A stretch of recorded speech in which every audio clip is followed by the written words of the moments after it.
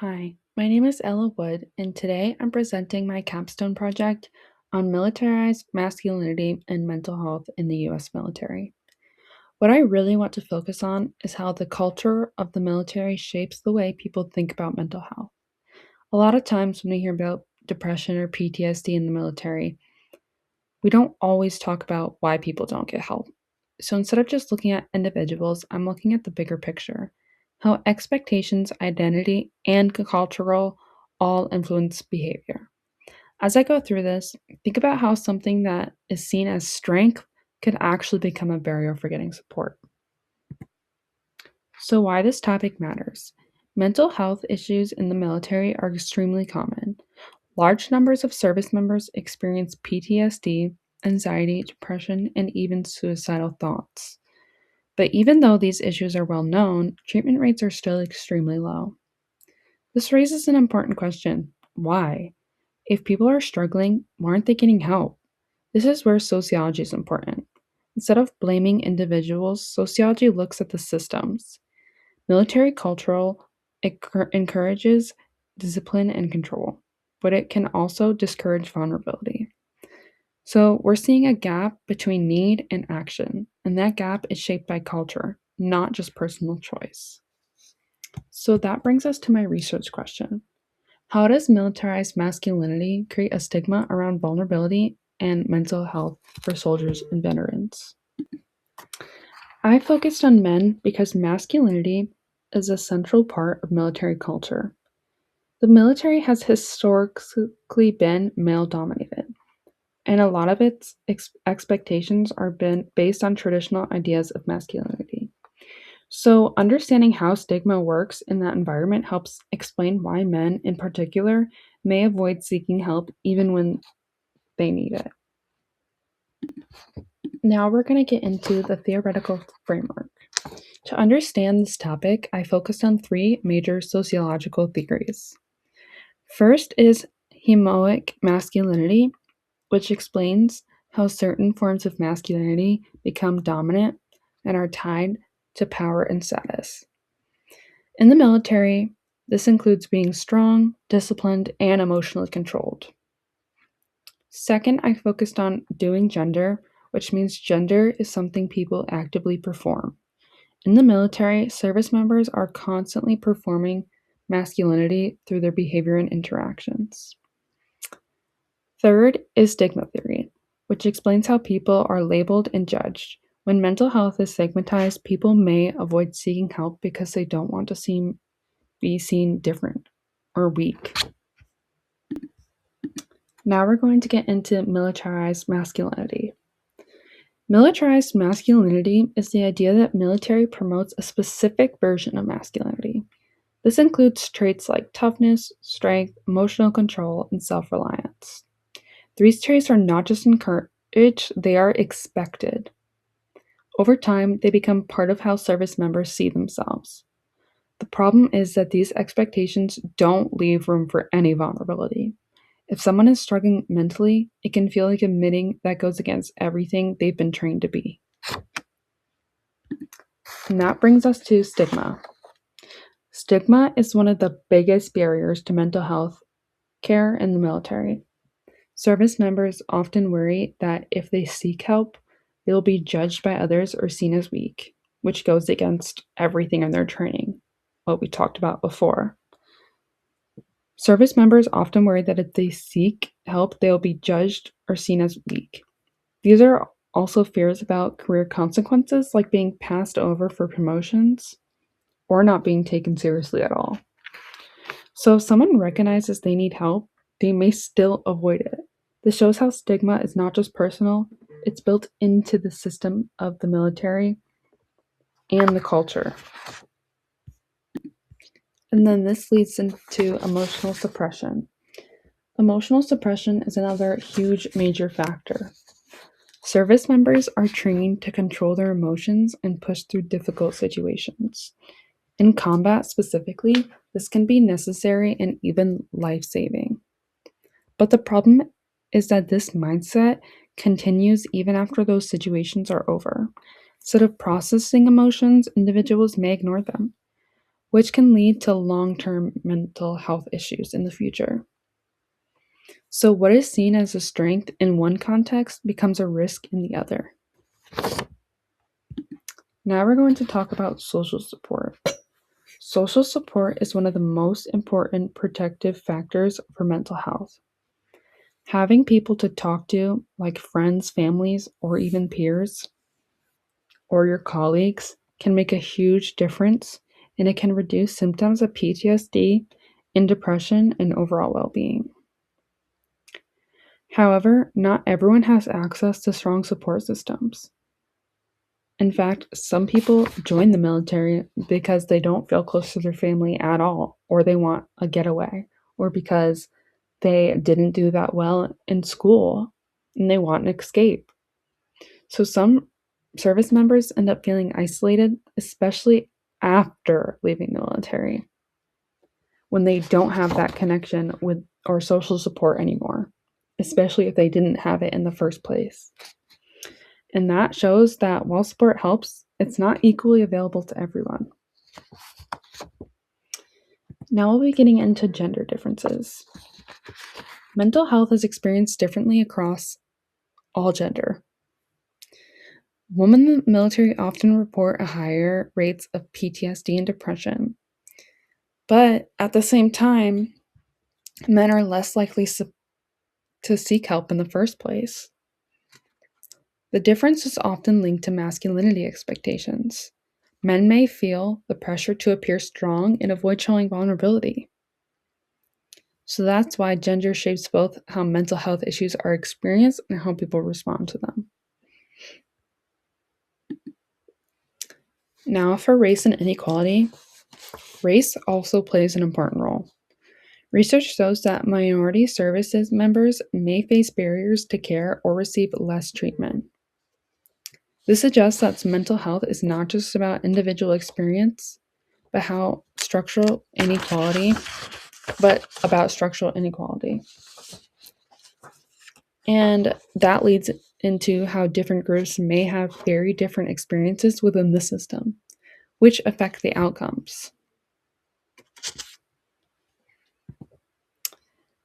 There is also LGBTQ plus and issues for mental health.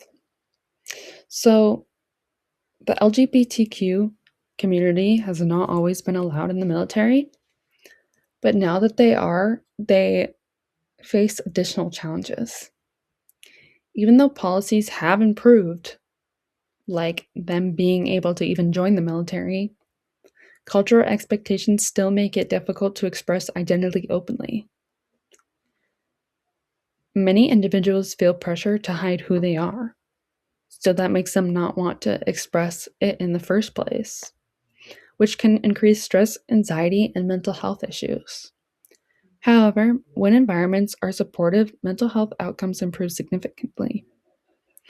But that always might not be the case, which shows how important acceptance and inclusion are, and how instead of running away from it, we should really start promoting it so that people feel more comfortable. And that brings us to individual differences. Not everyone experiences the military the same way. In fact, everyone pretty much experiences it differently. People join for different reasons. Some for identity, some for financial benefits, some for career opportunities, and some to just feel that sense of community, which they might not have ever had before. These motivations can affect how individuals respond to stress. So, mental health outcomes are shaped by both structural factors and personal experiences, which is why we should all focus on those outcomes so that everyone can feel open to responding to stress. And this leads us to broader trends. Mental health challenges in the military reflect broader trends in society. Research shows that mental health is declining overall, even among our younger populations. This means that many individuals may already be struggling before they enter the military. So the military is not separate from society. It reflects and amplifies these issues. So that's why if people join the military to find that sense of community and then go through things that could give them trauma and PTSD, they're going to struggle even more than they did in the first place. So now I'm going to talk about the key takeaways. The main takeaway is that mental health in the military is not just an individual issue. It is shaped by cultural expectations, stigma, and inequality. And masculinity plays a major role in reinforcing these patterns. So understanding these help explain why these issues continue to exist. When I was going through all this research, one of the biggest things that stood out to me is that mental health in the military really can't be understood as just an individual issue. A lot of times it's framed like if someone is struggling, they should just go get help. But what this research shows is that it's not that simple. The environment people are in actually shape whether they feel like they can get help in the first place. One of the biggest takeaways is the role of culture. The military is built around discipline, strength, and control, which are all important, especially in high risk situations like combat. But those same expectations also create pressure to hide emotions or push through problems instead of addressing them. So, what ends up happening is that something that is supposed to be strength, like emotional control, can actually turn into a barrier when it comes to mental health. Another major takeaway is how masculinity plays into all of this. The idea of being strong, independent, and tough isn't encouraged, it's expected. And because of that, asking for help can feel like going against that identity. So, for a lot of men in the military, it's not just about whether they need help, it's about how getting help might affect how they see themselves and the way others see them. And that's where stigma becomes really powerful. Something else that stood out is that stigma isn't just about people judging each other, it's also built into the system itself. There are real concerns about how seeking mental health care might affect someone's career, their reputation, or their relationships within the military. So, even if attitudes are starting to change, those structural barriers are still there, which makes it harder for people to act on that change. Another important takeaway is that not everyone experiences this the same way. Gender, race, and identity all shape how people experience mental health and access to care. For example, women may experience higher rates of certain conditions, while men may be less likely to seek help. Minority groups may face additional barrier to care. And LGBTQ plus community service members may deal with added stress from discrimination or identity concealment. So, this isn't a one size fits all issue, it's layered and extremely complex. At the same time, the research also shows that there are things that can help. Social support is a huge one. Having people you trust and can talk to make a big difference in whether someone seeks help and how they recover. But again, not everyone has equal access to that support, especially when transitioning out of the military. So, overall, the biggest takeaway is that mental health in the military is shaped by a combination of culture, identity, and structure. It's not just about individuals making choices, it's about the system they're in and the expectations placed on them. And because of that, improving mental health outcomes isn't just about telling people to get help. It requires bigger changes like reducing stigma, changing how masculinity is defined, and creating environments where people feel safe, being open about what they're going through. Which brings us into our conclusion. To improve mental health outcomes, the military needs to address its culture. Encouraging individuals to seek help is not enough in the system, still discourages it.